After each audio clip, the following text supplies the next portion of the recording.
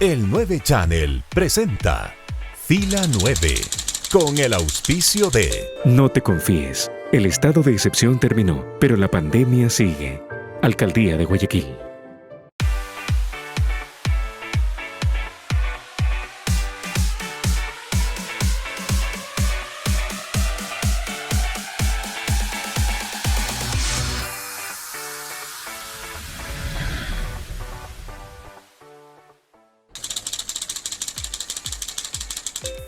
¿Qué tal, amigos? Gracias por acompañarnos en un nuevo encuentro de Fila 9 Live. Gracias por seguirnos en el 9 Channel, por estar con nosotros en nuestro canal en Facebook Live, por estar en YouTube, donde estamos también como el 9 Channel. Gracias por seguirnos en Twitter e Instagram. Soy Roberto Rodríguez. Esta semana Rodrigo Proaño no nos puede acompañar, está un poco delicado de salud y le mandamos nuestro abrazo y nuestros mejores deseos de pronta recuperación al colega youtuber.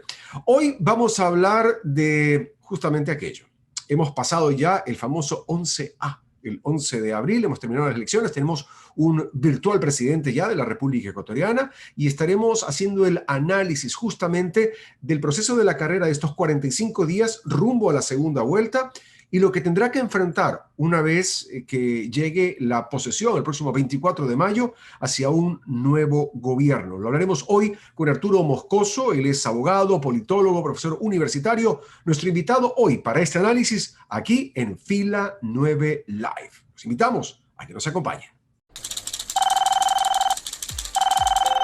Nos encontramos, como lo habíamos ofrecido ahora, con Arturo Moscoso. Es abogado, politólogo, profesor universitario, para hablar, una vez que ya han transcurrido las elecciones y ya se han escrutado de manera oficial, pese a que aún no hay el pronunciamiento del CNE, con una victoria por parte de Guillermo Lasso frente a Andrés Arauz.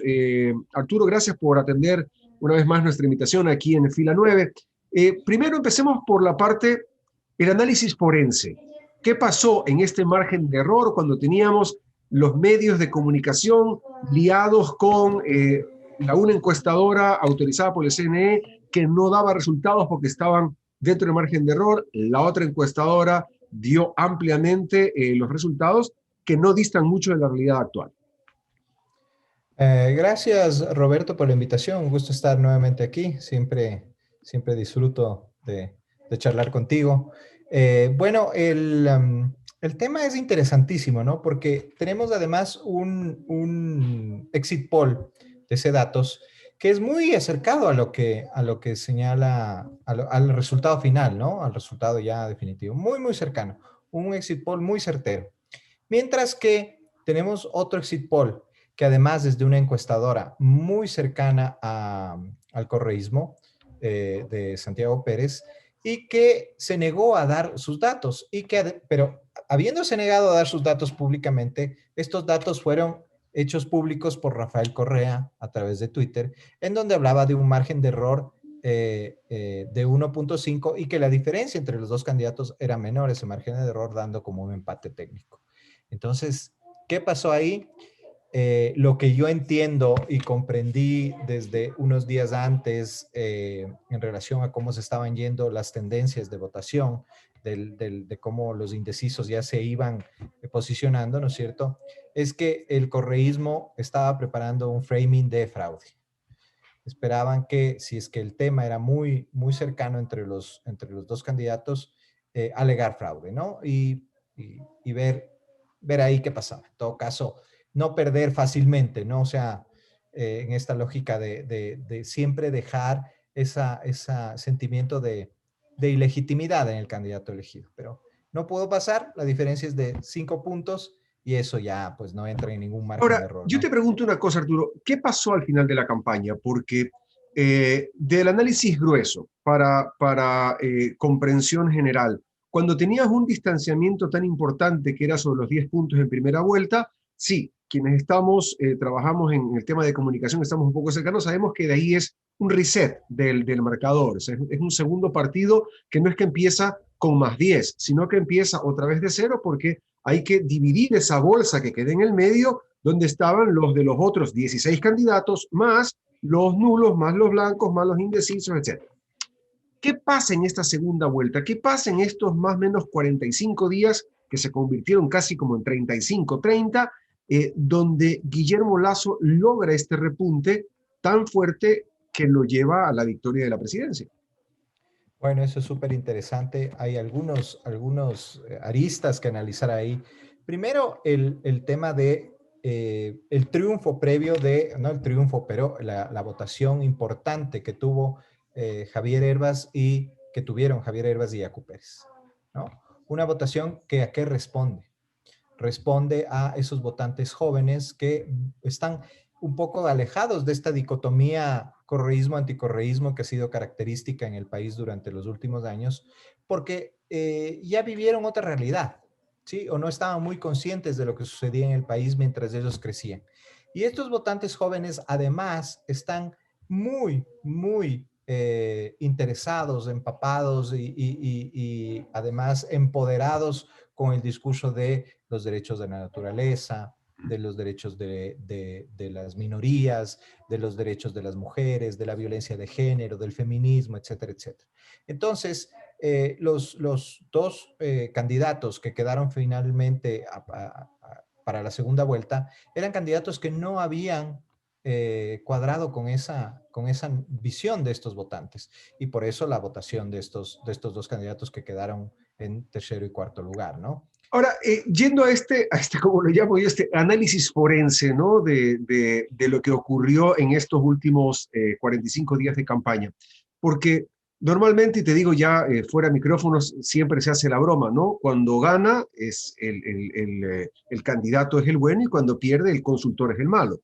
Entonces, Claro. ¿Qué fue lo que pasó en este camino? ¿Cuáles fueron, a tu juicio académico, ocurrieron en el caso de los aciertos que evidentemente tuvo Guillermo Lasso y los desaciertos que tuvo en su camino a nivel de estrategia de campaña, por ejemplo, Andrés Arauz, que generaron este cambio en los votantes?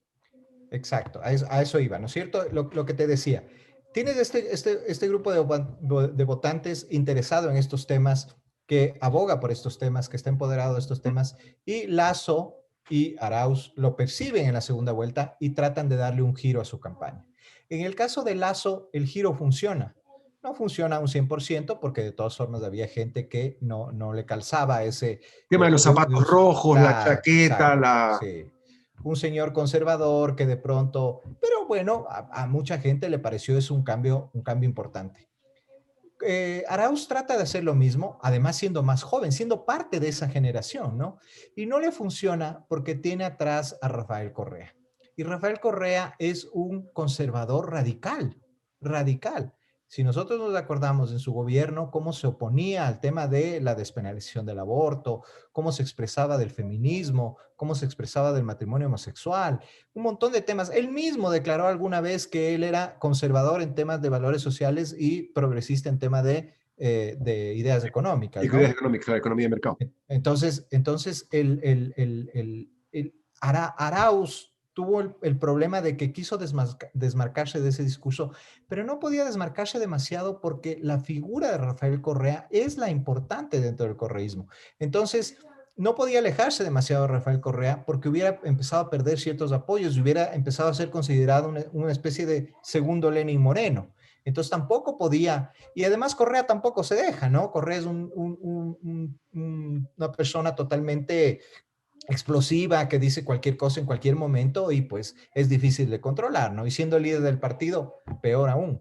Entonces, a Arauz no le funcionó mucho esta estrategia de tratar de acercarse al centro como sí le funcionó a Lasso, ¿no? Porque además viene de nuevo, hay una experiencia ya de un gobierno previo del correísmo que se opuso a esos nuevos derechos.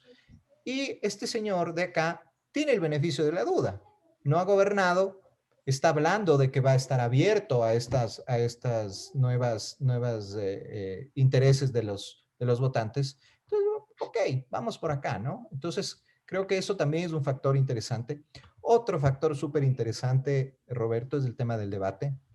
¿Tú crees que sí pesó el debate? Porque echaba mucho a menos el debate, producto de que nadie le hace mucho caso, pero yo sigo escuchando y sigo viendo en redes de manera amplia y coincido contigo que sí pesó al final del día el debate. Sí, sí, totalmente. Y si tú haces análisis de las tendencias de las encuestas, tienes una clara Ruptura. ruptura ahí, ¿no? A partir del debate, las tendencias de Guillermo Lasso empiezan a subir y las tendencias de Andrés Arauz a bajar o a estancarse, ¿no? Entonces, poco a poco, a partir del debate, va remontando Guillermo Lasso la diferencia que tenía con Arauz. Creo que el debate, a ver, es que ¿cómo entender el debate? El debate fue, más allá de que estuvo mal planteado, más allá de que fue un debate que no fue debate, que fue una discusión con reloj, básicamente, que la moderadora no podía realmente controlar lo que decían los candidatos. Y además no hubo realmente una revisión profunda de propuestas, sino una suerte de dimes y diretes entre los dos candidatos. A pesar de eso, era el primer debate que teníamos de segunda vuelta en 37 años. Eso hizo que el debate fuera muy visto y que todo el mundo estuviera pendiente del debate.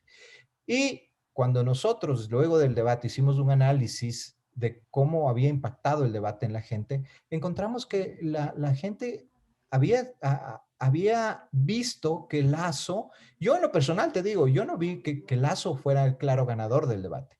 Logró posicionar una frase de la que se hizo un hashtag y que pegó muy bien, ¿no es cierto? El de Andrés, no mientas otra vez.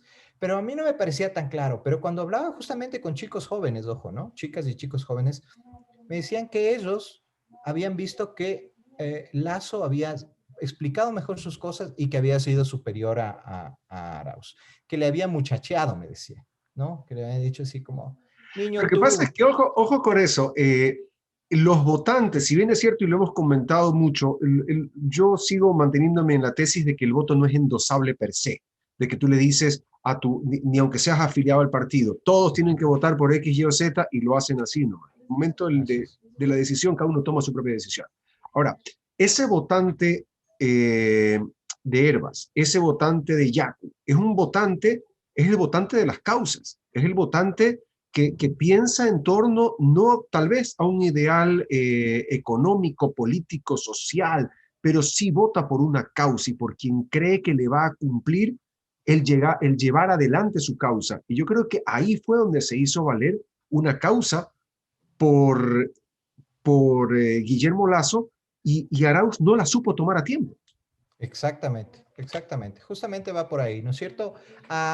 Lasso empieza a tratar de empatar con estas causas y es más creíble, a pesar de ser un señor mayor y conservador y con un candidato de presidente a vicepresidente, creo que mayor que él y más conservador todavía. Entonces, una cosa de locos, ¿no? Y sin embargo, empata, ¿no? Además, fue inteligente la estrategia porque habló con sectores muy representativos, o sea, con las voces importantes de estas causas que tú dices y que expresaron públicamente, ¿saben qué? Yo prefiero un señor conservador que me dice que me va a dar oportunidad de que estas causas lleguen a materializarse en lo que nosotros queremos, a un señor que puede ser joven y todo, pero que tiene a otro señor atrás que ya sabemos que no lo va a hacer. Entonces, eso fue súper importante en la campaña, ¿no? Me tengo que ir a un corte. Vamos a conversar ahora de lo que se viene, porque ahora hay que conformar un gabinete, ahora hay que prepararse para el 24 de mayo, para un cambio de gobierno. Hablamos con Arturo Moscoso, abogado, politólogo, profesor universitario. Pasado el 11 de abril, ahora tenemos ya en el territorio ecuatoriano un nuevo presidente. ¿Y cómo se pinta este gobierno? Lo conversamos al volver aquí en Fila 9 Live. Ya regresamos. Si ves que alguien no se lava las manos al llegar de la calle, díselo. Pídele que se las lave. Usamos tapabocas, pero no para quedarnos callados. No te confíes. El estado de excepción terminó, pero la pandemia sigue. Alcaldía de Guayaquil. Autorización número 0289. CNE, Elecciones Generales 2021. Ahora, cada semana, las entrevistas de Fila 9 Live las podrán ver y escuchar a través de Diario La Hora, con la conducción de Roberto Rodríguez Reyes y Rodrigo Proaño. Los esperamos. Si ves que alguien no respeta el distanciamiento ni usa la mascarilla, díselo. Usamos tapabocas, pero no para quedarnos callados. No te confíes. El estado de excepción terminó, pero la pandemia sigue. Alcaldía de Guayaquil. Autorización número 0290. CNE, Elecciones Generales 2021. Te invitamos a formar parte del 9 Channel y a disfrutar de los contenidos digitales Fila 9 y Catadistas. Solo ingresa a nuestra fanpage en Facebook y listo. Te esperamos en el 9 Channel.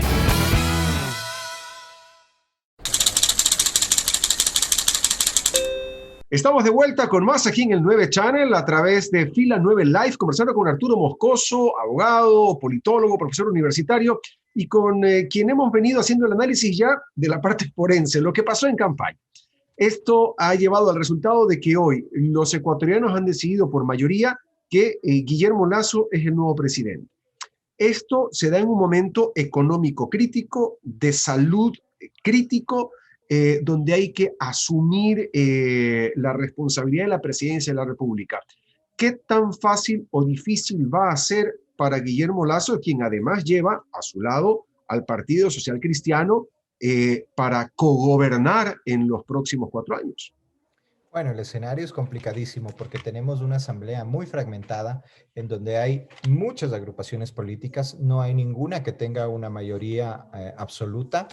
Tenemos una primera minoría que es la de UNES, la del correísmo, y luego ahora tenemos un bloque que han conformado Pachacuti con la Izquierda Democrática para gobernar juntos o para acuerdos en relación a lo que se apruebe en la asamblea, ¿no es cierto?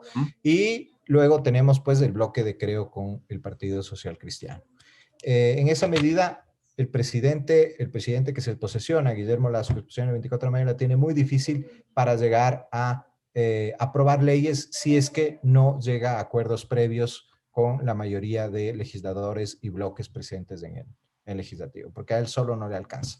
Entonces, esta apertura hacia estos acuerdos tiene que empezar desde hoy, porque ya se acabaron las elecciones, ya se cerró el tema de la campaña, señores, de aquí no pasó nada, ahora sí vamos a sacar este país adelante, porque el presidente gobierna para todos, para los que votaron por él y para los que no votaron por él. Y en esa medida él tiene que ponerse en ese talante de estadista y decir, ok, vamos a ver cómo sacamos esto adelante, incluyendo el correísmo también, de ser necesario. Ahora, el correísmo es una agrupación política muy maniquea, con un discurso muy de buenos y malos. Es una organización populista construida alrededor de un personaje que tiene estas características de un discurso de división, de polarización. Pero Andrés Arauz ha expresado ayer que él también está dispuesto a dar una mano y a tender puentes. Esperemos que eso se confirme ya en el ejercicio de la... O sea, aparentemente él también se queda como un actor político presente en digamos, en este proceso de construcción o de auditoría a la construcción del siguiente gobierno. Veamos, ¿no? Eso es súper interesante, eso es un factor también interesante a analizar, ¿no? Porque al final Andrés Arauz no le conocía a nadie y llegó a donde está por Rafael Correa. ¿Será él capaz de independizarse, entre comillas, de Rafael Correa y empezar a organizar su carrera política propia en base a estos resultados que ha obtenido?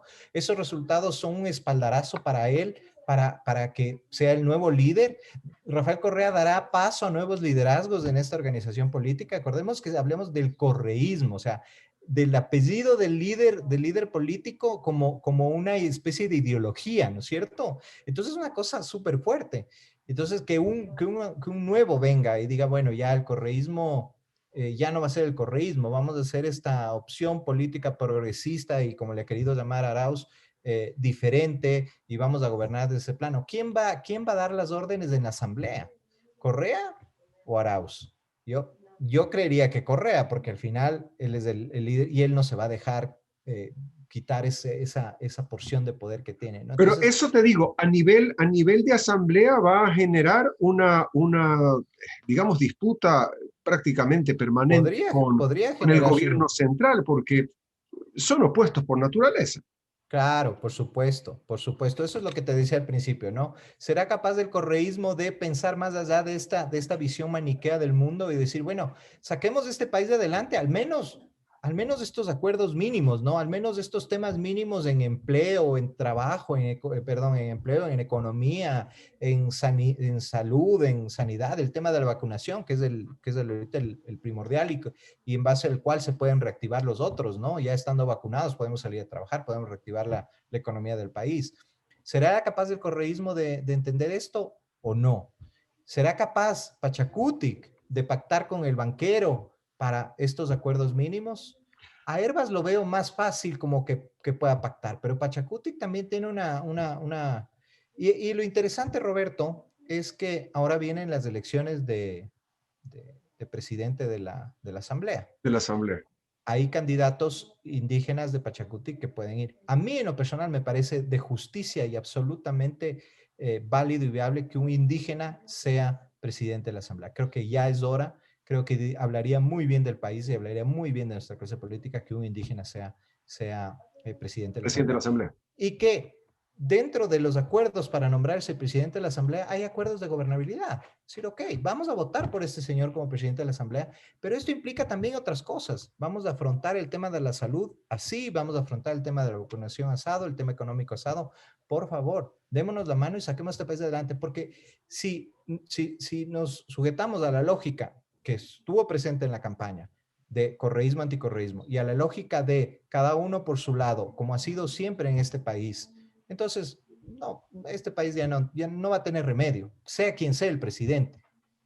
Justamente esa es la preocupación de que no se asuma esta presidencia como tiene que asumirse y que sigamos en esta discusión de que si es banquero, no fue banquero, si es banquero.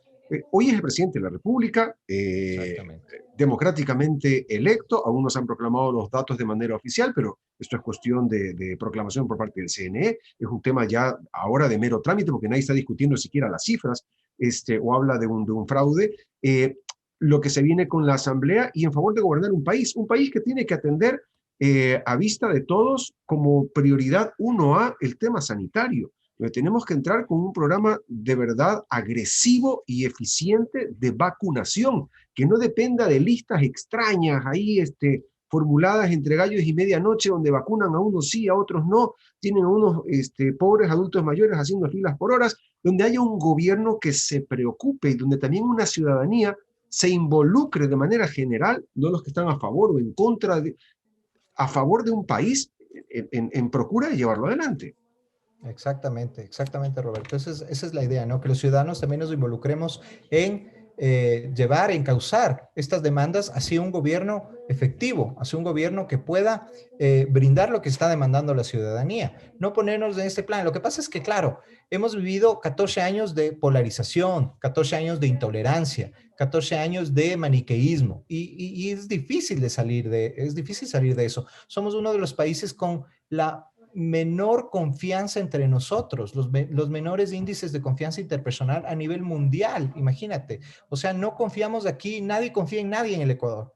Entonces, esto hay que cambiar, esto hay que empezar, o sea, hay que empezar desde ahí. Y luego, y como no confiamos en nadie, tampoco confiamos en las instituciones, tampoco confiamos en el sistema político, tampoco tenemos un sentimiento de defender la democracia. Podríamos pensar que hay otros caminos y todas esas cosas hay que empezar a cambiar a través de, por lo menos, de estos acuerdos mínimos, ¿no? Tratar de, como tú decías, abordar lo primero y además, ¿no? Hablando de lo que tú dijiste, estamos en una crisis moral, además, no solo es económica, no solo es sanitaria, es una crisis moral gravísima, gente enriqueciéndose con el tema de la muerte de personas, la peor crisis sanitaria que ha tenido este país y el mundo entero, ¿no es cierto? Es una cosa inaceptable desde todo punto de vista, ¿no? Entonces hay que abordar eso también. Y claro, el papel del presidente es evidentemente importante, pero el papel de la Asamblea también lo es. Entonces ahí tendrán que sacar esto juntos. Hoy más que nunca, el presidente de la Asamblea y los mejores deseos al presidente electo del Ecuador. Arturo, muchísimas gracias, como siempre, por tu valioso tiempo y los buenos deseos en los cuales estamos sumados todos en favor de nuestro país, de que al país le vaya bien, de que logremos salir como ecuatorianos adelante de este profundo momento de crisis, que podamos estar más unidos, que podamos aumentar nuestros niveles de credibilidad de los unos a los otros y podamos tener un mejor mañana. Te agradezco muchísimo por tu valioso tiempo. Gracias, Roberto. Encantado de estar aquí. Buenísimo, compadre. Muchísimas gracias. Gracias, Roberto. Si ves que alguien no se lava las manos al llegar de la calle, díselo. Pídele que se las lave. Usamos tapabocas, pero no para quedarnos callados. No te confíes. El estado de excepción terminó, pero la pandemia sigue. Alcaldía de Guayaquil. Autorización número 0289. CNE, Elecciones Generales 2021. Ahora, cada semana, las entrevistas de Fila 9 Live las podrán ver y escuchar a través de Diario La Hora, con la conducción de Roberto Rodríguez Reyes y Rodrigo Proaño. Los esperamos. Si ves que alguien no respeta el distanciamiento ni usa la mascarilla, díselo. Usamos tapabocas, pero no para quedarnos callados. No te confíes. El estado de excepción terminó, pero la pandemia sigue. Alcaldía de Guayaquil. Autorización número 0290. CNE, Elecciones Generales 2021. Te invitamos a formar parte del 9 Channel y a disfrutar de los contenidos digitales Fila 9 y Catadistas. Solo ingresa a nuestra fanpage en Facebook y listo. Te esperamos en el 9 Channel.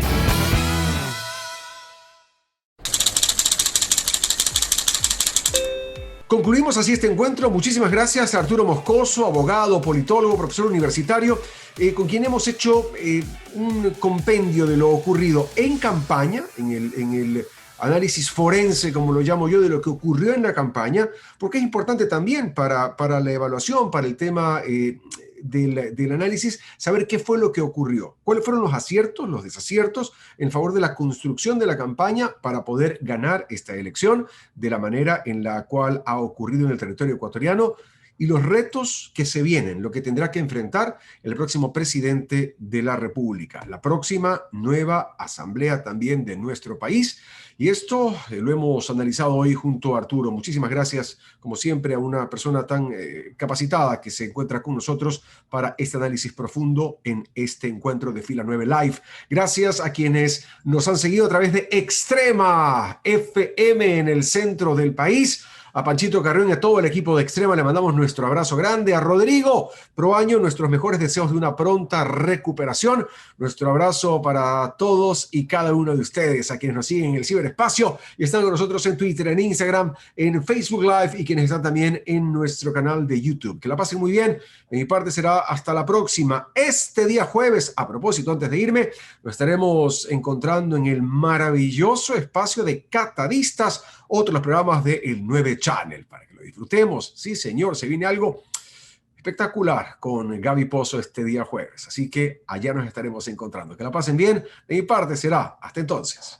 El 9 Channel presentó Fila 9 con el auspicio de... No te confíes. El estado de excepción terminó, pero la pandemia sigue.